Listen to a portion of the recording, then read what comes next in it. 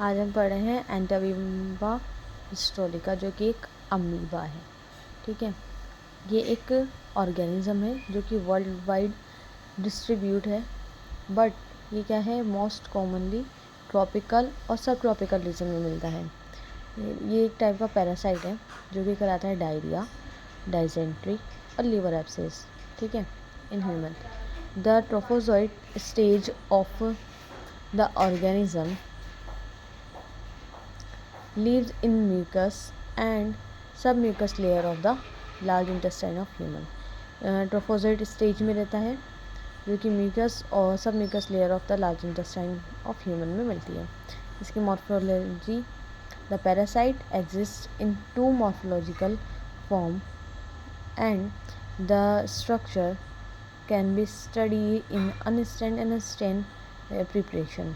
दो स्टेजेस, दो फॉर्म में मिलेगा, ट्रोफोजोइड और सिस्ट। ट्रोफोजोइड में क्या होगा, एवरेज जो साइज़ होगा इसका 20 से 30 माइक्रोमीटर होगा, और जो इसका शेप कोई फिक्स नहीं होता, और ये मूव करता है constantly with the help of pseudopodia.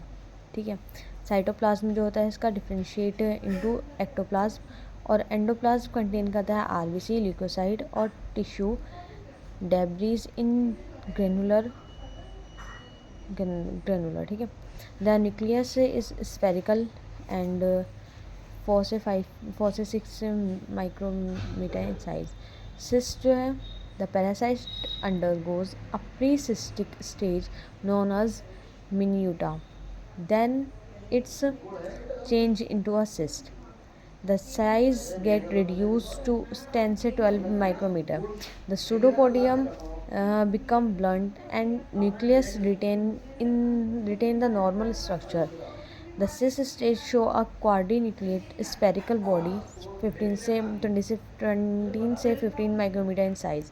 ठीक है, the cyst wall is resistant to gastric secretion. इसमें सिस्ट वॉल होती है जो गैस्ट्रिक सिक्रेशन से बच जाती है।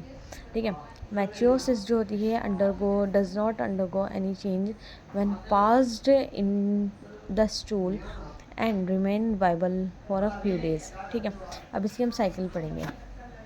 देखो, ये क्या एंटामीबा पढ़ा है। देखो, ये ह्यूमन है हमारा। ह्यूमन ने कुछ कंटामिनेटेड फूड या फिर वाटर खाया, वाटर पिया, तो इसने कहाँ से एंट्री करी, फीको ओरल एंट्री करी इसने। किस में, होस्ट क्या है हमारा, ह्यूमन में। फिर जैसे ही इसने एंट्री करी तो जो हमारा एंटामीबा हिस्टोरिका है वो हमारा क्वाड्रीन्यूक्लिएट शेप में या फिर सिस्ट में रहता है, जिसमें सेल वॉल भी प्रेजेंट होती है। अब जब ये हमारी स्मॉल इंटेस्टाइन में पहुंचता है, तब स्मॉल इंटेस्टाइन का हमारे जब लास्ट पार्ट में पहुंचता है, तब इसकी जो सेल वॉल होती है वो डिजनरेट हो जाती है, और ये 4 न्यूक्लियस से 8 न्यूक्लियस में पहुंच जाता है, नो सेल वॉल। ठीक है, और यहाँ पर ये मोटाइल हो जाता है। यहाँ पर ये रिलीज़ करता है प्रोटियोलिटिक एंजाइम।